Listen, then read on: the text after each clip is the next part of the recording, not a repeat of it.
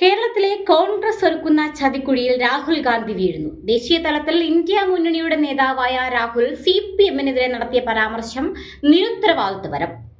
അന്തരിച്ച മുൻ മുഖ്യമന്ത്രി ഉമ്മൻചാണ്ടിയുടെ അനുസ്മരണത്തിൽ പങ്കെടുക്കാനെത്തിയ രാഹുൽ ഗാന്ധി CPM-നെതിരെ നടത്തിയ പരാമർശത്തിനെതിരെ രൂക്ഷ പ്രതികരണവുമായി ജോൺ ബ്രിട്ടാസ് MPയും മറ്റ് CPM നേതാക്കളും രംഗത്തെത്തി. രാഹുൽ ഗാന്ധിയുടെ പരാമർശം അത്ഭുതപ്പെടുത്തുന്നതെന്നും അന്താളിപ്പിക്കുന്നതെന്നുമാണ് ഡോക്ടർ ജോൺ ബ്രിട്ടാസ് MP പറഞ്ഞത്.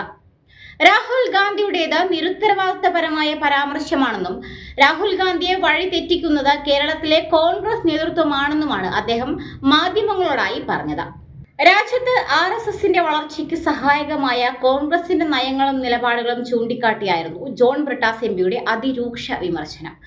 RSSനെതിരെ മതനിരപേക്ഷ പാർട്ടികൾ ഒരുമിച്ച് നിൽക്കേണ്ട കാലമാണിത്. കേരളത്തിൽ വന്ന ഇതുപോലുള്ള നിരുത്തരവാദിത്വപരമായ പ്രസ്താവന നടത്താൻ മറ്റാർക്ക് സാധിക്കും? രാഹുൽ ഗാന്ധിയെ വഴിതെറ്റിക്കുന്നത് കേരളത്തിലെ കോൺഗ്രസ് നേതൃത്വമാണെന്നും അദ്ദേഹം ചൂണ്ടിക്കാട്ടി.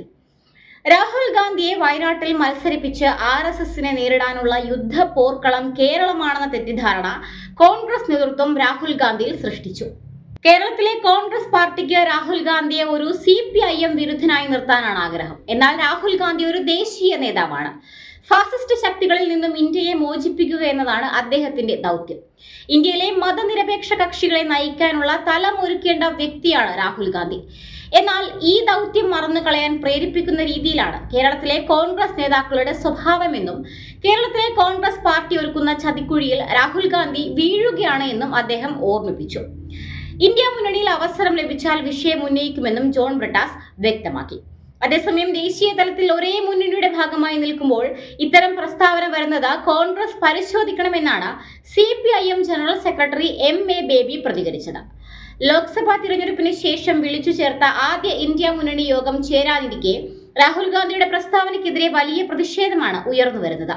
ഇന്ത്യ മുന്നണിയിലെ പ്രധാന കക്ഷികളിൽ ഒന്നായ CPM-നെ ആ മുന്നണിയുടെ നേതാവും പ്രധാനമന്ത്രി സ്ഥാനാർത്ഥിയുമായ രാഹുൽ ഗാന്ധി തന്നെ മോശമായി ചിത്രീകരിച്ചാൽ മറ്റുള്ളവർക്ക് ഈ മുന്നണിയെ എങ്ങനെ ഉൾക്കൊള്ളാൻ സാധിക്കുമെന്ന ചോദ്യമാണ് രാഷ്ട്രീയ നിരീക്ഷകരിൽ നിന്നും ഉയർന്നു വരുന്നത്.